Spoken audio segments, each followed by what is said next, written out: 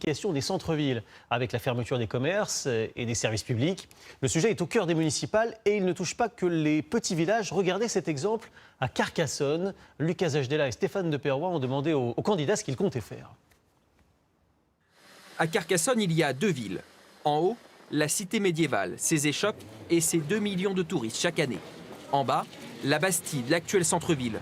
Ici, 21% des commerces ont baissé le rideau, 2 fois plus que la moyenne nationale. Pour ceux qui restent, la situation, forcément, se dégrade. Vu comment ça se passe, s'il n'y a pas d'évolution d'ici les quelques mois à venir, c'est vrai que c'est compliqué, quoi.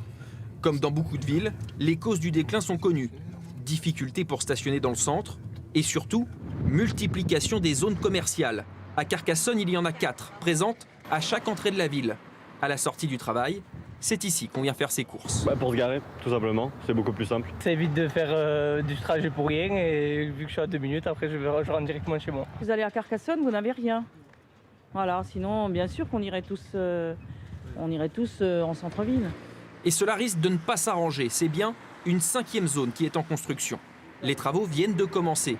Un nouveau centre flambant neuf doit voir le jour ici dans 24 mois. Avec 100 000 m² de zone commerciale pour 46 000 habitants, Carcassonne est la 7e ville de France en termes de densité commerciale. Ici, cette liste se présente aux élections municipales et pour la plupart des candidats, cette nouvelle zone ici est la zone de trop. On a le sentiment qu'on déshabille Paul pour habiller Jacques. L'offre commerciale, si elle s'étend, pour autant, la demande, elle, ne croît pas. Si c'est pour un emploi de plus dans la zone rocadesse, mais deux moins en centre-ville, au final, on est quand même perdant. Le projet a été lancé par son prédécesseur, mais le maire a bien signé le permis de construire. Cette nouvelle zone va-t-elle affaiblir un peu plus le centre-ville? Il assure que non et affirme avoir reçu des garanties fragiles. C'est l'engagement que j'ai obtenu des investisseurs, des promoteurs du projet, de ne pas installer des commerces concurrençant le centre-ville. C'est un engagement qu'il a pris par écrit? Là, oh non, pas par écrit, non. Enfin, moi, je pense qu'effectivement, ils respecteront leurs engagements. Autre problème pour la municipalité, les habitants, eux aussi, quittent le centre. 1000 ces 5 dernières années. Cet avocat, par exemple, va bientôt s'installer dans un village en périphérie. L'explication, son avis d'imposition. Taxe foncière 2019, 2366 € pour une surface de 130 m². Je déménage donc dans une grande maison qui est située dans un petit village des Corbières, qui va faire le double de la surface habitable ici, et où je vais payer uniquement 800 € de taxe foncière. Pour rendre le centre plus attractif, la mairie a fait refaire 260 façades d'immeubles. Et elle a aidé 26 commerçants à s'installer, 5 000 € pour se boucher. Françoise, elle aussi, a été accompagnée. 50% de son loyer pris en charge pendant 1 an. L'aide s'arrête dans 2 mois et l'inquiétude s'installe. C'est ce que je leur ai dit à la mairie. Vous leur avez dit quoi? Est-ce qu'il n'y a pas une aide supplémentaire, une petite rallonge, parce que ça risque d'être compliqué. En attendant, mieux vaut prendre ses précautions.